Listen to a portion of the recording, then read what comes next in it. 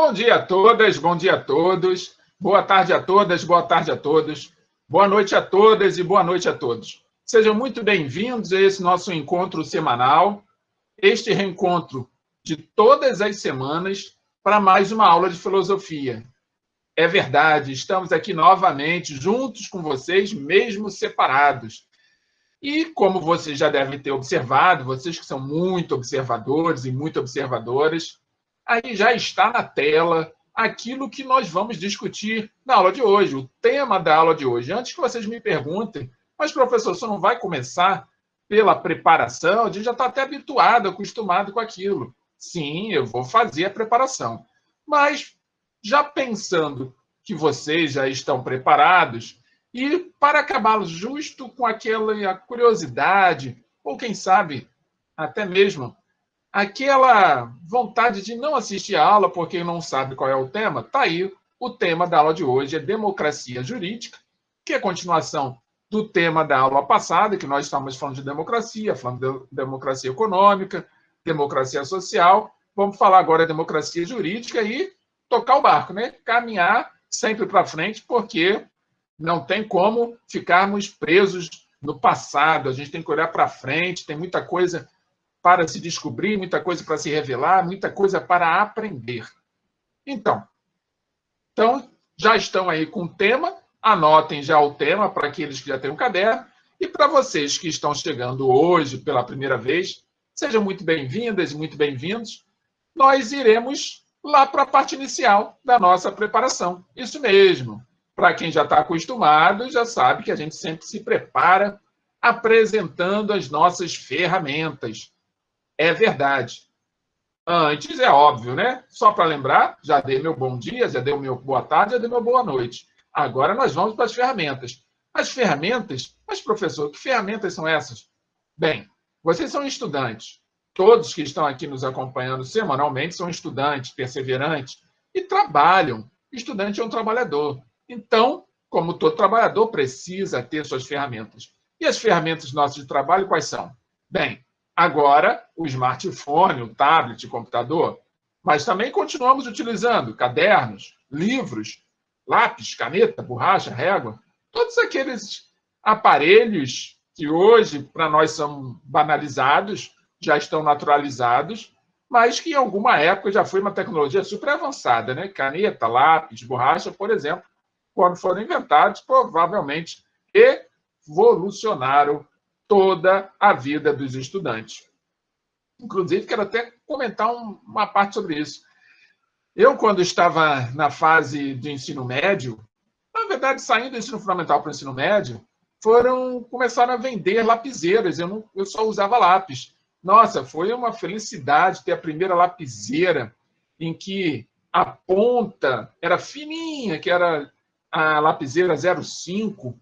Então, ponta bem fininha, quebrava à toa, mas também vinha uma borrachinha, então era uma febre aquela lapiseira. Bem, era uma tecnologia nova. Hoje não sei se vocês ainda usam lapiseira, eu acredito que sim, mas é claro, cada vez menos com o uso dos equipamentos eletrônicos, nós vamos abandonando essa forma de escrita que é tão tradicional há tantos séculos. Muito bem. Então, já que você que está chegando hoje não sabe nada disso, então nós temos aqui um momento em que você pega o seu caderno, pega o seu livro, aquele livro que você recebeu na escola. Isso mesmo. Por quê? As aulas todas que eu preparo, elas têm suporte no livro didático que vocês receberam. Então, tudo aquilo que vocês recebem de conteúdo aqui por mim, está no livro. Então, se você pegar o livro com as páginas que eu vou apresentar já já e acompanhar a aula e depois ler essas páginas, que é uma sugestão que eu sempre faço, você vai conseguir resolver o exercício ao final e ainda aprofundar seus conhecimentos, tá bom? Então, não tem um livro? Também não tem problema, eu vou disponibilizar as páginas, isso mesmo, como eu falei no início. Então, pega o seu caderno, já coloca logo a data de hoje, vamos parar de conversa fiada, né? Para adiantar logo o nosso serviço, como diria o meu pai, vamos adiantar um serviço. Então, pega o seu caderno, anota aí a data de hoje, é tão importante para ter como prova que você está todas as semanas aqui, até ter o caderno com as datas todas demarcadas. Então, coloca aí o seu caderno, a data de hoje.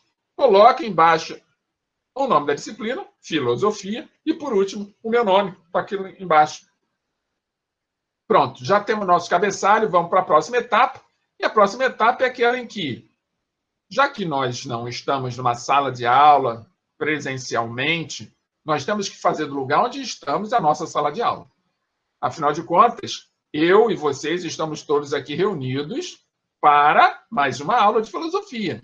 Então, precisamos de um lugar preparado para isso, para que a gente possa se manter concentrado, se manter concentrada, com a atenção redobrada, para poder acompanhar a aula até o final e compreender tudo que vai ser apresentado. E para que isso aconteça, você precisa escolher um local. Bem, eu faço várias sugestões que estão aí, vocês podem utilizar, ou outras, né? Dependendo da vontade de vocês e o espaço que vocês têm em casa. Mas tem duas sugestões que eu quero demarcar. A primeira, a sua companhia. Isso, sua companhia. A minha companhia já está aqui, ó.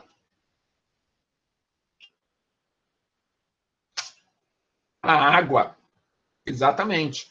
Pegue uma garrafinha d'água, como eu tenho a minha, uma caneca, como eu estou sugerindo aqui, um copo, seja o que for, mas você precisa ter a água do teu lado para que você possa acompanhar a aula até o final, hidratado e cultualmente trabalhando de forma eficaz, né? Para que entregue os resultados, as compreensões da sua reflexão de forma clara e lúcida.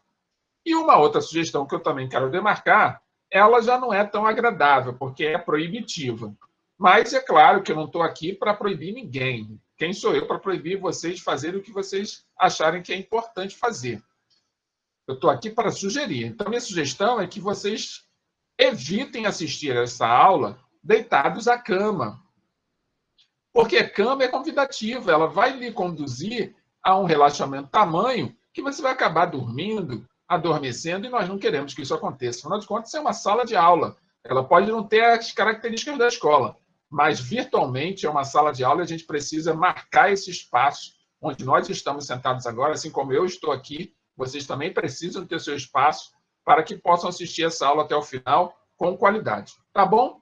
Combinados assim? Então vamos para a última etapa da nossa preparação, que é quando eu agradeço a vocês, do fundo do meu coração, por vocês me receberem na vossa casa. Sim, todas as semanas eu fico imaginando como é que deve ser isso, né? Toda semana eu chego na casa de vocês com uma aula, com 50, 60 minutos de aula. É como se nós estivéssemos atrelados, né, presos àquele ambiente escolar. E é de verdade, é isso mesmo. Nós estamos atrelados, presos a esse ambiente escolar, porque nesse ambiente escolar é onde nós vamos apresentar as ideias, discuti-las e evoluí-las. Então, é natural que eu chegue na casa de vocês e bata a porta de vocês para que apresente uma nova aula. E quando vocês me recebem, é com muita alegria que eu vejo vocês aí do outro lado me recebendo. Então, com seus comentários, com as suas respostas dos exercícios, com o seu presente no Google Chat, demonstrando que você está firme, forte, perseverante. Então, muito obrigado mesmo, de coração, por vocês estarem me recebendo na casa de vocês todas as semanas. Assim como eu, de coração, recebo vocês aqui na minha casa todas as semanas, não importa a quantidade de vocês, eu estou sempre aqui para recebê-los e transmitir e compartilhar tudo aquilo que a gente prepara durante toda a semana para que vocês possam ter sempre o melhor.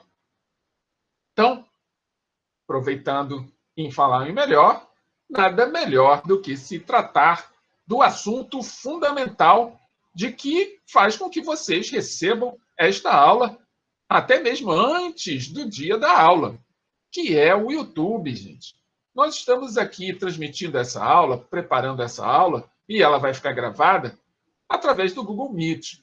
Mas, juntamente com o Google Meet, nós estamos no YouTube, criamos um canal específico para atender vocês com todas as disciplinas que eu trabalho e com todas as turmas e também com outros que possam precisar de aulas de filosofia e também de sociologia, que é uma outra aula com que eu trabalho. Então, criamos esse canal para vocês, pensando em vocês, por vocês. Então, inscrevam-se no canal. Ele é feito para vocês. Sem vocês estarem inscritos, ele não tem valor. Então, inscrevam-se no canal. É a minha sugestão. Se você já está inscrito, meu muito obrigado. Se você não está inscrito, aproveita agora, inscreva-se no canal.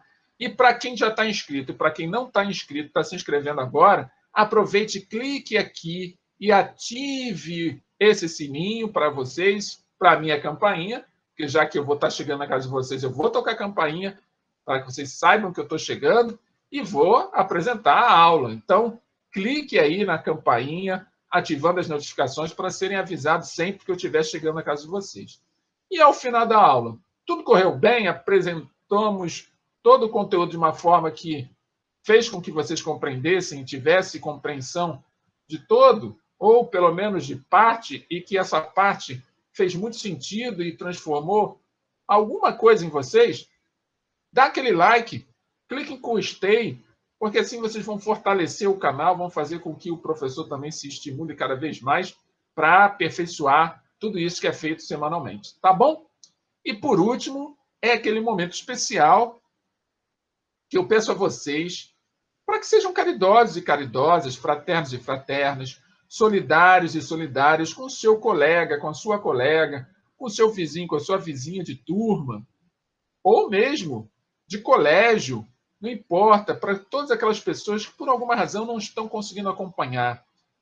Manda pelo WhatsApp para o seu colega, para que ele possa assistir a aula, para que ele possa saber o que está acontecendo. A aula tem uma série de informações e ainda tem o exercício ao final. Então, compartilhe isso com eles, clique nesse botão aí, compartilhe esta aula, compartilhe essa aula com colegas de outras turmas, de outros colégios, e até mesmo com vizinhos, vizinhas, conhecidos, que se interessam pelos temas que a gente trabalha aqui, que a gente debate, que a gente discute, que a gente apresenta. Então, sejam caridosos, generosos e fraternos com aquele seu próximo, compartilhando esta aula e todo o conteúdo que ela possui. Tá bom assim? Estamos de acordo, então? Partiu o conteúdo? Então, vamos lá, vamos para o conteúdo. Como vocês já devem ter anotado, está aí o tema da aula de hoje, democracia jurídica. Não sei se vocês estão observando que no segundo plano, atrás da frase democracia jurídica, tem um martelo e um ovo. Bem, que sensação essa imagem passa para vocês? É a pergunta que eu tenho para fazer para vocês. O que vocês sentem quando veem este martelo perto do ovo? Independente daquilo que vocês sintam, pode ter certeza, está diretamente associado à ideia de democracia e à ideia de justiça. Mas como, professor? No final da aula a gente pode comentar sobre isso, mas vamos pensando. Qual a relação desse martelo com esse ovo? Vamos pensando. Comenta aí no chat, manda aí. Qual é a sua interpretação a respeito disso? Então, não vou responder nessa aula ainda, não. Quero que vocês comentem no chat, manda aí a sua interpretação, seus comentários. Que sensação que você tem quando você observa esse martelo e esse ovo um ao lado do outro? Qual é a impressão que eles causam em vocês? E quem sabe a gente pode tirar daí muitas conclusões importantes. Quero ouvir vocês. Respondam aí. Enquanto isso, vamos ao texto. Então, como eu disse no começo, nós estamos usando o livro Filosofando e as páginas que nós estamos utilizando hoje são as páginas 232, 233 e 234. Então, quem está com o livro é só abrir nossas páginas para acompanhar. A democracia jurídica é uma das metas de países que defendem a igualdade perante a lei. Trata-se de processo relativamente recente na história, motivado pela luta da burguesia do século XVIII para derrubar privilégios da nobreza. Vocês lembram disso? Quando é que a burguesia do século XVIII foi estimulada, estava motivada a derrubar os privilégios da nobreza? Alguém sabe? Escrevam aí no chat, o que vocês acham? 10 segundinhos. Parabéns, isso aí. Revolução Francesa. Então, a Revolução Francesa aconteceu em 1789, século XVIII. E muita coisa de lá para cá mudou na história política dos países por causa da Revolução Francesa.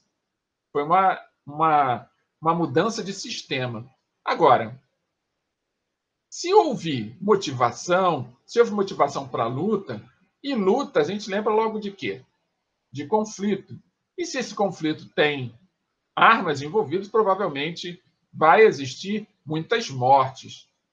Não vamos comentar sobre as mortes da Revolução Francesa, mas é importante a gente pensar que, para derrubar privilégios, geralmente acontece através de algumas tomadas de decisão políticas onde o uso da força está presente. Então, fiquem atentos a tudo isso que fala sobre privilégio. Geralmente, os privilégios são carregados de uso de força. Mas vamos prosseguir para ver o que mais a gente pode concluir disso. Então, aqui nós temos, nessa imagem, a Assembleia dos Notáveis. É um desenho de Vene e Girardert, gravado do Claude Niquet. O que esse desenho diz?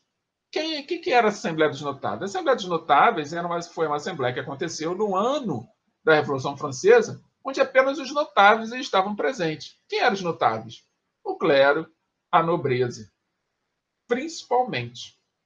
Então, vejam, os negros, os mais pobres, não estavam aqui representados. Se você olhar para a imagem, não estavam aqui representados. Estavam os militares, a nobreza e o clero.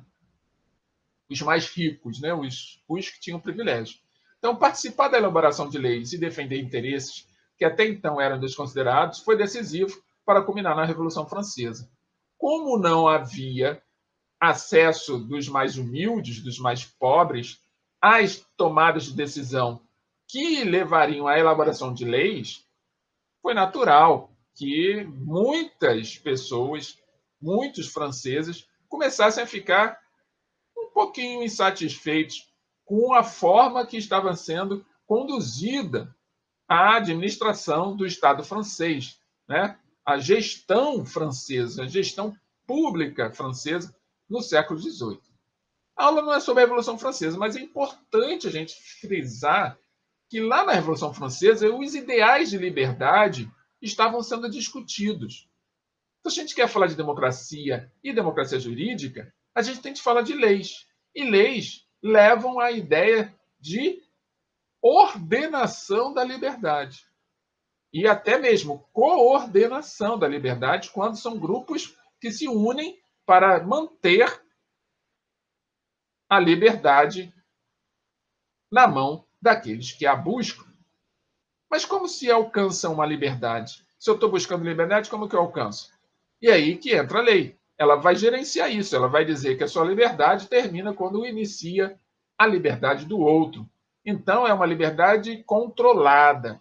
Isso tudo acontece lá na Revolução Francesa. Muitas informações que nós compartilhamos hoje, muitos dos nossos comportamentos em sociedade, estão muito associados aos ideais que, vamos dizer assim, eclodiram na Revolução Francesa. Ou, se vocês preferirem uma outra palavra, emergiram na Revolução Francesa. Tá bom assim? Comentários, podem utilizar os canais, fiquem à vontade para falar o que vocês acharem que está difícil de entender, ou que tem alguma dúvida, ou alguma pergunta, ou qualquer comentário. Tá bom? Então, naquele momento histórico do século das luzes, que é o século XVIII, foi conhecido como século das luzes, a liberdade de pensamento e de ação, estendida a todos, foi celebrada com a assinatura da Declaração dos Direitos do Homem e do Cidadão, que ainda não é a Declaração dos Direitos Humanos. Mas percebam só, Declaração dos Direitos do Homem e do Cidadão. Então, não é, as mulheres não estavam incluídas. E esse homem também não era qualquer homem, era um homem que tinha posses. Então, muita coisa a gente começa a construir um imaginário social do que é liberdade, do que é democracia, de que, qual o valor da lei, quais são os nossos direitos a partir da Revolução Francesa.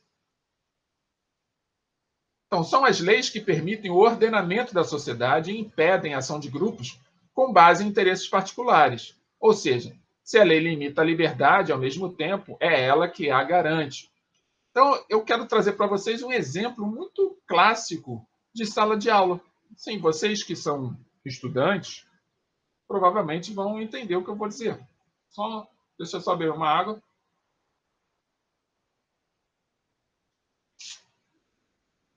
Quantas vezes, em determinados dias de aula, alguns grupos de alunos e desinteressados, por diversas razões, não vamos aqui, né, entrar no mérito das razões desses grupos, levantavam determinada discussão que causava certo desconforto em grande parte da turma. E depois que eles levantavam essas discussões, caso o professor ou a professora, ou quem estivesse lá dirigindo a aula, se sentisse atingido por aquela discussão e desviasse a temática da aula para aquilo que eles levantaram, muitos daqueles alunos que estavam ali para aprender e para receber determinado conjunto de informações que levasse eles a compreender um pouco melhor sobre determinada temática, ficavam inquietos, insatisfeitos, porque estavam ali para ter aula e a aula está sendo desviada por esse ou por aquele professor ou professora, devido àquele grupo de alunos que não estavam interessados. Então, veja, quando você está no ambiente escolar, existem leis, regras que precisam ser cumpridas. Mas por trás de cada regra sempre existe aqueles que vão ficar à margem das regras e que vão colocar essas regras em questionamento. E como é que se faz isso? Instigando, induzindo, levando aquele, ou melhor, aquela outra pessoa, ou até mesmo aquele outro grupo, a entrarem na sua onda, a receberem aquilo que eles disseram de uma tal forma que possam se envolver e desviar do propósito principal, que é estar ali naquele ambiente escolar. E aí, quando isso acontece, e eu ou outro professor qualquer que possa, de repente, estar envolvido nessa situação, for na lei que rege a escola e chama, de repente, esses alunos à realidade, falando que aquele não é um assunto para se discutir ali, por exemplo, que a gente teria um conteúdo para ser apresentado, precisávamos respeitar a opinião uns dos outros, e que aquele assunto a gente pode discutir fora do ambiente escolar, pode ser que dentro desses alunos ainda tenha alguém que se irrite, não queira, e queira bagunçar mais ainda aquele ambiente. Tudo isso que eu estou apresentando para vocês é uma realidade de sala de aula. Já aconteceu provavelmente em algum lugar em que vocês estudaram.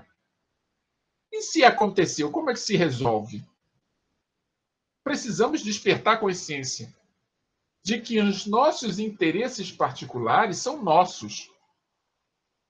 Eles só passam a fazer parte do coletivo quando esse ordenamento desses interesses é regido por lei. Então, vamos supor, eu tenho um interesse que é meu particular. Esse interesse particular, eu só posso compartilhar com vocês se surgir uma lei que fale desse interesse. E eu falei, caramba, exatamente isso que eu precisava. Aí eu posso comentar com mais alguém. Ou então, eu posso comentar com mais alguém, convencer mais alguém que aquele interesse meu é importante, e esse alguém, através dos meus argumentos, ser convencido de que é importante, e começar também a compartilhar dos meus interesses, e a gente foi formando um grupo, daqui a pouco a gente cria uma revolução. Exatamente isso que acontece com a Revolução Francesa. E com qualquer outra revolução. Os interesses particulares sendo compartilhados a ponto de convencer outras pessoas que não tenham aqueles mesmos interesses, de que aqueles interesses são importantes e válidos. Compreenderam isso? Querem fazer alguma pergunta? Fiquem à vontade, mande sua pergunta que eu estou aqui para respondê-las. E se não souber, como eu sempre digo, eu vou fazer a pesquisa para depois responder adequadamente a todos vocês. A democracia jurídica substancial depende do funcionamento efetivo das instituições. Deixa eu só voltar aqui um pouquinho. Tá. Então, depende do funcionamento efetivo das instituições. São aspectos importantes dessa democracia jurídica substancial. Quais seriam os aspectos importantes dessa democracia? A elaboração de leis que representem interesses da população, respeito à Constituição, autonomia e agilidade do Poder Judiciário, eficiência da polícia, com estrutura e formação adequadas para coibir o crime sem desrespeitar a dignidade humana.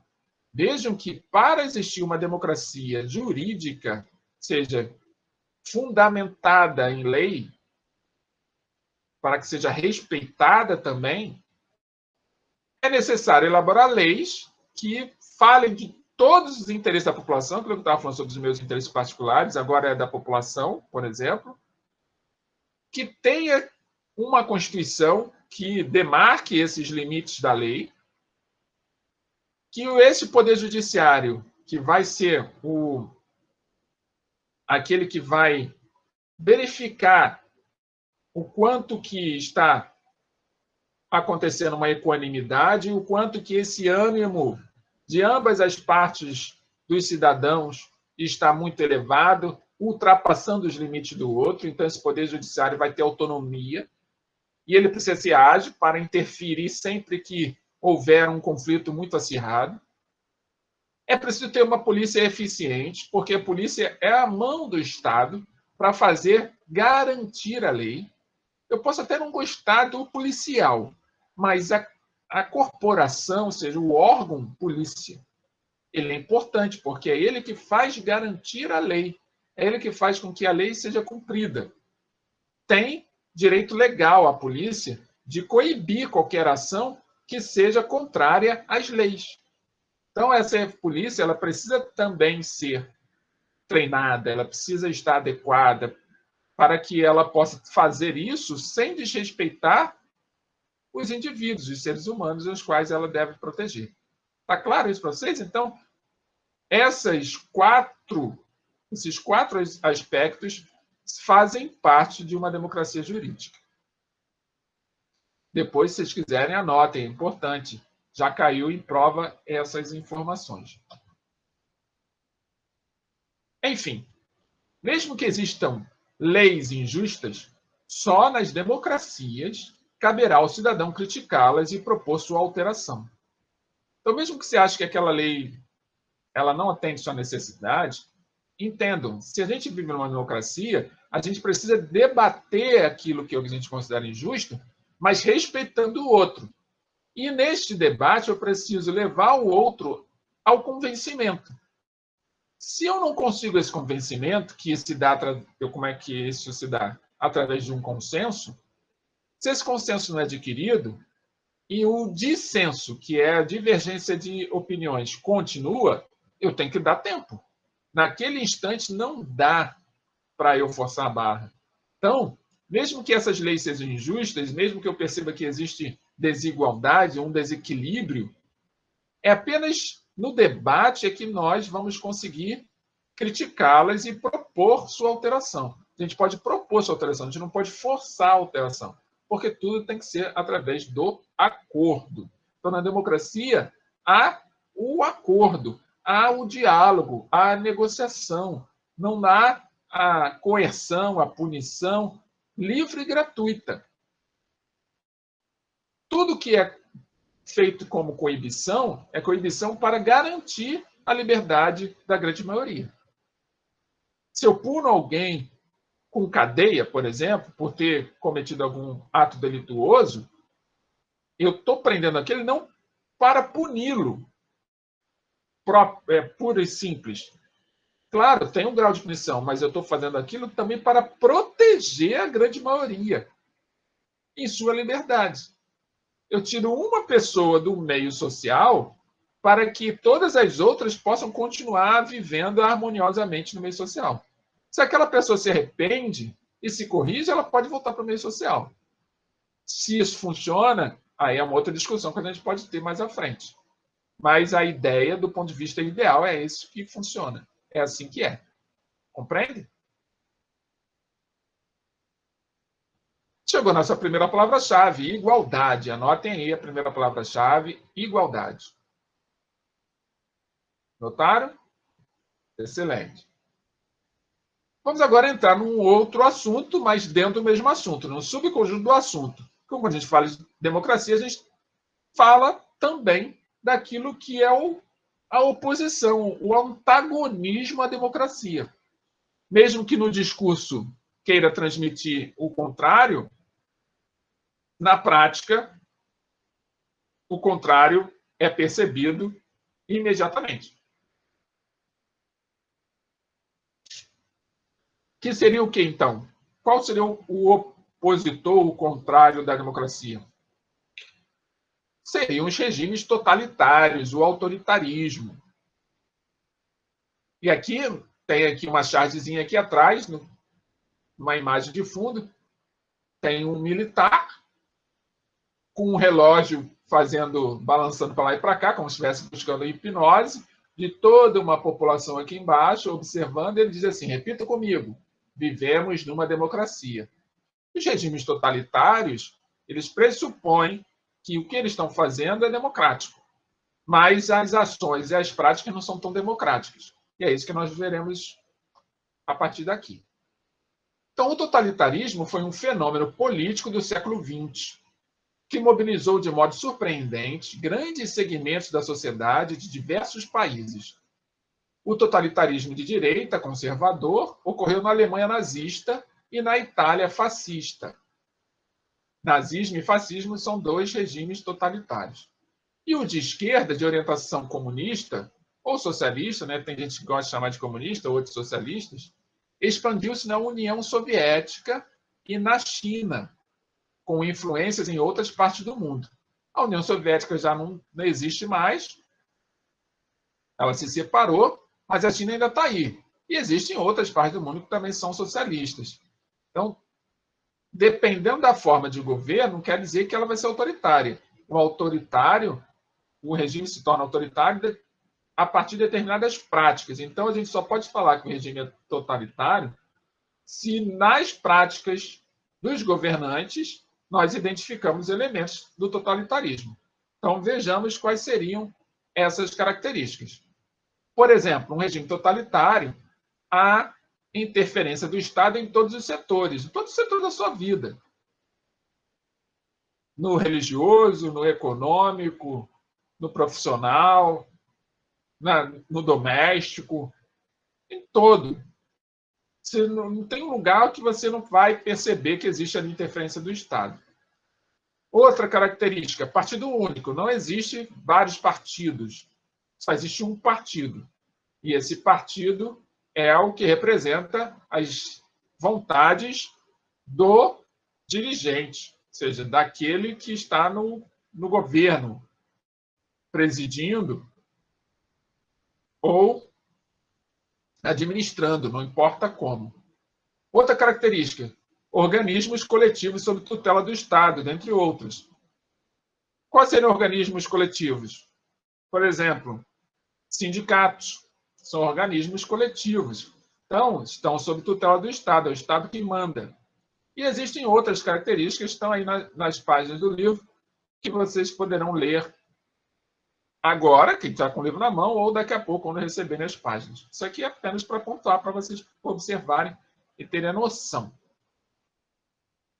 Banalidade do mal. Aqui eu faço um aposto, né, para falar de uma temática dentro do totalitarismo, que é uma temática que foi trazida pela filósofa alemã Hannah Arendt, que escreveu vários livros falando sobre esse tema, totalitarismo. Ela viveu entre 1906 a 1975. Então, ela pegou todo um período lá na Segunda Guerra Mundial. Quando teve a Primeira Guerra, ela era criança, mas na Segunda Guerra Mundial ela pegou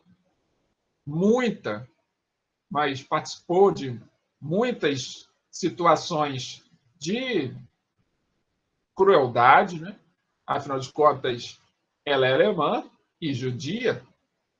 Então, ela provavelmente teve alguns dos seus parentes pegos nessa batalha intempestiva que foi a Segunda Guerra Mundial.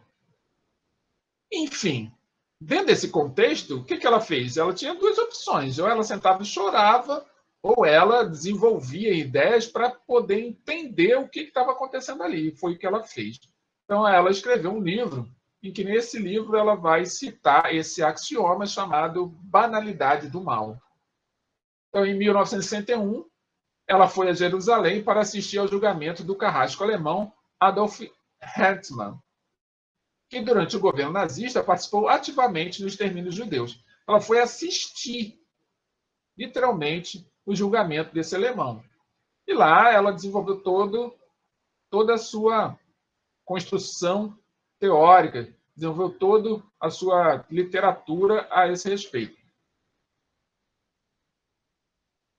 Aproveitem aí, então, já que estamos falando de totalitarismo, onde o nível de liberdade é bem baixo, anotem a nossa segunda palavra-chave: liberdade.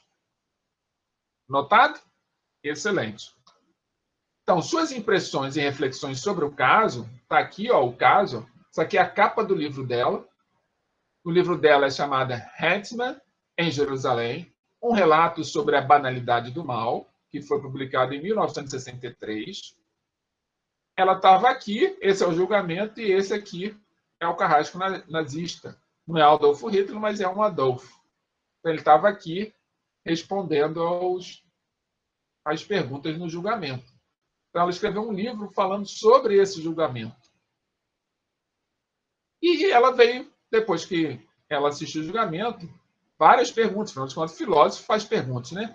Vários questionamentos surgiram. E um dos questionamentos foi esse aqui, ó. O que levaria pessoas sem qualquer predileção pelo atroz você pode pensar aí que seja algo cruel, né? A se engajarem em uma política que exige obediência absoluta. E tem outra. O que as faz cumprir essas ordens? Respondam aí no chat, respondam nos comentários do YouTube. Para vocês, o que levaria pessoas sem qualquer predileção pela crueldade a se engajarem em uma política que exige obediência absoluta? E o que as faz cumprir essas ordens? Responda aí, gostaria de ouvir a opinião de vocês. Coloque aí no chat, nos comentários do YouTube, o que vocês acham disso? Por que é assim que funciona? O que acontece com essas pessoas que se engajam nessa política de tamanha crueldade? Pois bem, para a filósofa, ela acredita que essas pessoas pertencem às massas politicamente neutras, ou seja, ela não tem um lado, não é lado A nem lado B. E elas são indiferentes. Assim como toda a maioria, ou seja, a maioria das pessoas são indiferentes a essas questões políticas, segundo a filósofa, né? E esse fato, por si só, não seria causa suficiente para desencadear o totalitarismo. Ou seja, eu não tenho nenhuma preocupação, sou isenta, não tenho interesse nenhum por nenhum lado. E o fazer não ter interesse nenhum, ser totalmente neutro, não vai me conduzir ao totalitarismo. Então, o que fez com que eu aceitasse o totalitarismo? Segundo a filósofa, é que a situação, quando elas vão sendo modificadas, e as pessoas vão sendo pressionadas por crises econômicas, como inflação e desemprego, elas, mesmo não sendo comprometidas com a política, elas ficam insatisfeitas e caem na desesperança quanto ao futuro. Então, quando as pessoas que são neutras politicamente começam a viver situações de dificuldade na sua vida privada, ou por falta de emprego, ou por falta de dinheiro, ou dificuldade de tratamento de saúde.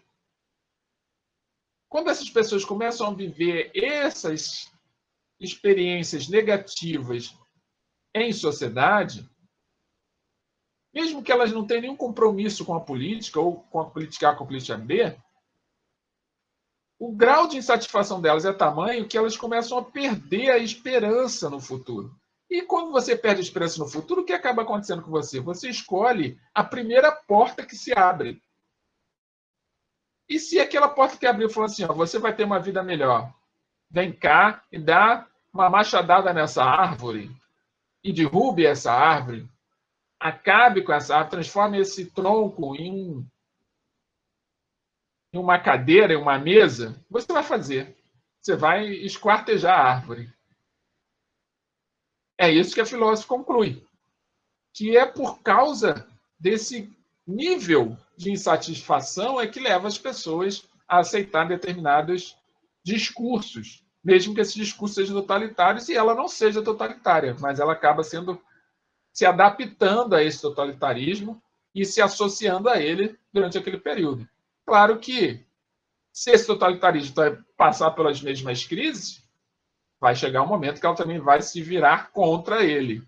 Então, é um círculo que só depende de nós deixar de ser vicioso para se tornar virtuoso, né? Depende de você ter a sua consciência despertada. Então, é nesse sentido que Hannah Arendt criou o conceito de banalidade do mal.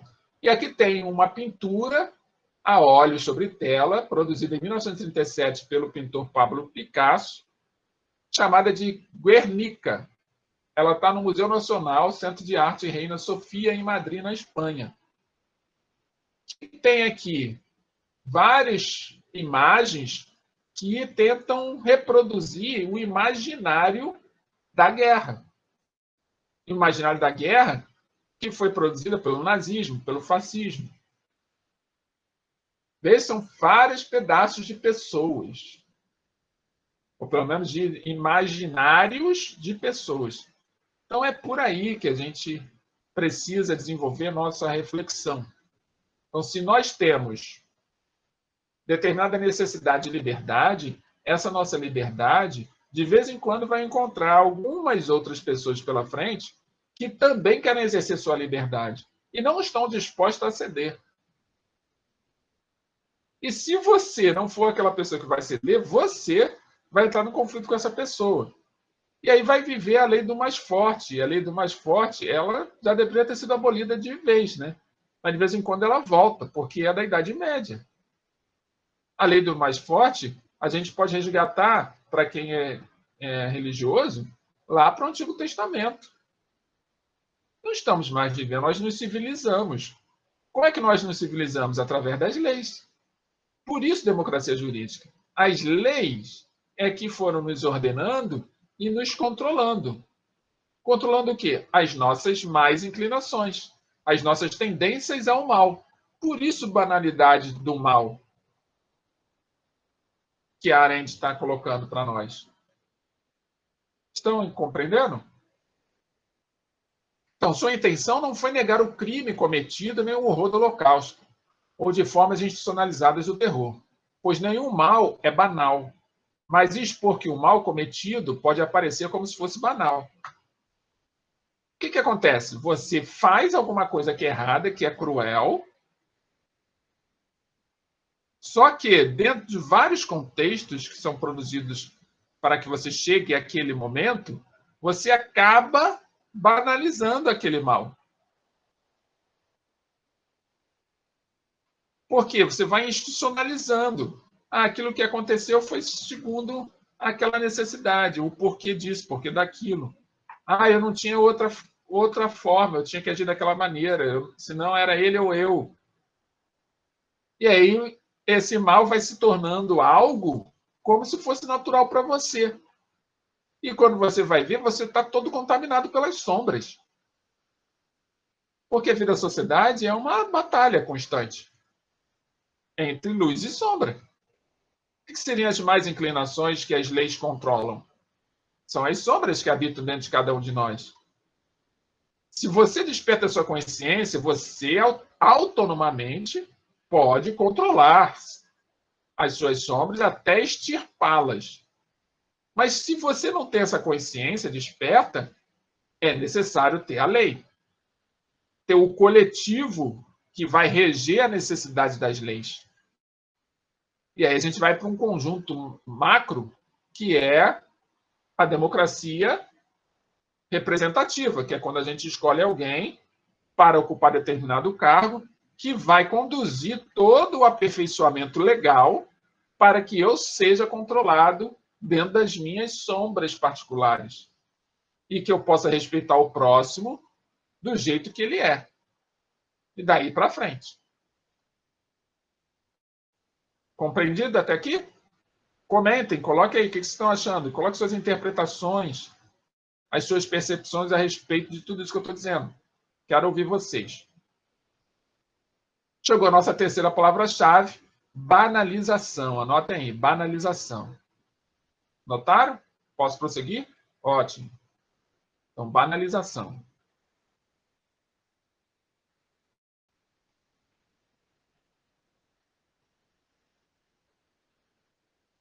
Só um instantinho, travou.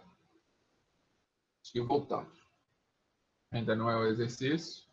Banalização, agora vai. Enfim, ou seja, quanto menos politizados e críticos forem os indivíduos, mais completamente se deixarão sujeitar às regras cujos fundamentos não buscam conhecer. Vou repetir, porque esse é o nosso slide final da aula. Olha só como é importante a gente se abrir ao conhecimento. Quanto menos politizados e críticos forem os indivíduos, mais completamente se deixarão sujeitar às regras cujos fundamentos não buscam conhecer. Então, quanto menos você se aperfeiçoar, quanto menos você estudar, quanto menos você procurar conhecer as coisas, saber como é que elas funcionam, por que elas funcionam, de onde que elas vieram, qual é a causa, por que aquela consequência que você está vivenciando agora, ela tem uma causa. Então, se você descobre a causa, você não vai estar mais vivendo mais aquela consequência. Então, quanto menos você faz isso, mais dependente, mais você vai abaixar a cabeça para tudo que for apresentado. Mas quando você começa a compreender, você já pode, de forma lúcida, identificar quais são os pontos que você pode se adaptar e qual aqueles que você vai querer criticar e aperfeiçoar. Entende? Então, assim, concluímos mais uma aula de filosofia. E como toda aula, nós temos um exercício de fixação para que a gente possa ter garantida a nossa certeza de que, durante a aula, algumas coisas eu entendi, outras nem tanto. Então, se você entendeu, seja bem-vindo, vamos fazer aqui o exercício. Se você não entendeu, volta à aula, lê as páginas do livro, inclusive quem entendeu, lê as páginas do livro, e vamos fazer o exercício. Então, para quem está aqui, matricular em uma das turmas com as quais eu trabalho, vai receber um formulário de atividade daqui a pouquinho, com as letras A, B, C, D e E, que você vai escolher aqui junto comigo, enquanto eu leio, vai colocar no seu caderno, depois você vai lançar lá no formulário de atividade. Os demais que estão nos assistindo pelo YouTube, basta responder aí nos comentários. Vamos à leitura, então, do exercício. O julgamento de Eichmann no Tribunal de Nuremberg tornou-se um exemplo do Tribunal Militar Internacional, criado na cidade alemã do mesmo nome, para julgar os principais criminosos da Segunda Guerra Mundial. As querelas envolvendo as defesas e acusações dos réus foram expressas numa das obras-primas do século XX da filósofa política Hannah Arendt. Eichmann, em Jerusalém. Os argumentos de Arendt são expressos no axioma. A letra A, a singularidade do mal. A letra B, a raridade do bem. A letra C, a banalidade do mal. A letra D, a excepcionalidade do bem. E a letra E, a oportunidade do bem. Escolha qual a opção que vocês acham correta e marquem aí. Assim concluímos mais uma aula de filosofia. E antes de nos despedirmos, vamos àquela mensagem semanal que eu trago sempre de um filósofo da história da filosofia para poder nos trazer um pouco mais de lucidez a respeito da nossa vida cotidiana. Então, o filósofo de hoje é o filósofo Confúcio, que é um filósofo chinês. Ele nos diz o seguinte: há 3 métodos para ganhar sabedoria. Primeiro, por reflexão, que é o mais nobre. Segundo, por imitação, que é o mais fácil. E terceiro, por experiência, que é o mais amargo. Vou repetir a mensagem de Confúcio. Há 3 métodos para ganhar sabedoria. Primeiro, por reflexão, que é o mais nobre.